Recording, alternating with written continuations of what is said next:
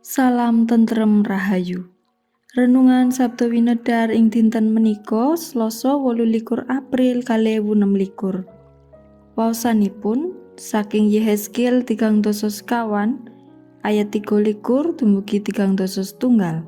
Jabur 100 Ibrani 13 ayat 2 lan 21.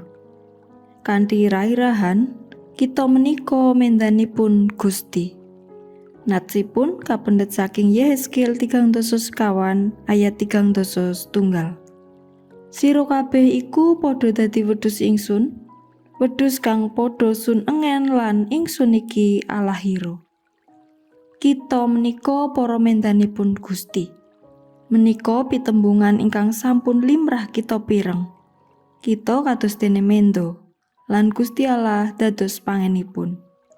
Menika pangandikanipun Gusti dhateng Nabi Yehezkiel gegayutan kalian kawontenanipun bangsa Israel.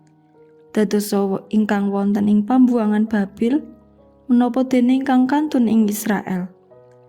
Umatipun Gusti menika dadosa ingkang wonten ing Babil menapa dene ingkang wonten ing Israel sami gesang ing salebeting kasisahan lan karibetan. Umat Israel kados dene mendo-mendo ingkang dipun kepung dening kewan galak ingkang bebayani, ingkang ganggu lan ngancam gesangipun. Umat dipun rayah, dipun pejahi, dipun mangsa kewan galak. Inggih menika bangsa-bangsa sanes ingkang saestu damel sangsara. Siti boten wonten asilipun, satemah sami keluwen. Mirsani kawontenan kados mekaten menika Gusti Allah nedya paring pangluaran. Bangsa-bangsa ingkang sami ngrayah, ingkang sami damel sangsara badhe kasirnakaken. Pasiten badhe ngedalaken woh, umat badhe gesang kanthi tentrem.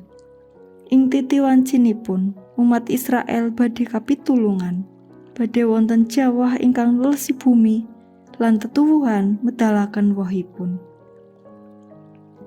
Gesang rekaos dipun alami dening saben tiyang, senadyan beda-beda ageng alitipun lan awrat entengipun. Ugi ing jaman samenika, kathah tiyang ngraosaken bilih gesang menika boten gampil. Tiyang saged nglokro ngadepi bab menika. Gesang tanpa semangat lan tanpa pangajeng-ajeng. Ing babagan ekonomi ngraosaken regi-regi tansah mindhak. Ing babagan pendidikan, sangsaya awrat mlebet ing tataran ingkang langkung inggil, awit kathah sainganipun. Angel pados padamelan. Menapa ingkang badhe lan kedah kita tindakaken? Kendel kemawon temtu badan sangsaya nglokro. Sangsaya terpuruk. Tandang damel dereng temtu wonten asilipun. Pangandikanipun Gusti dhateng bangsa Israel ugi kaparingaken dhateng kita. Pepalang badhe kasingkiraken. Gusti menika pangen kita. Temtu panjenenganipun ingkang badhe nyekapi gesang kita. Tansah semangat lan budidaya. Gusti paring berkah. Amin.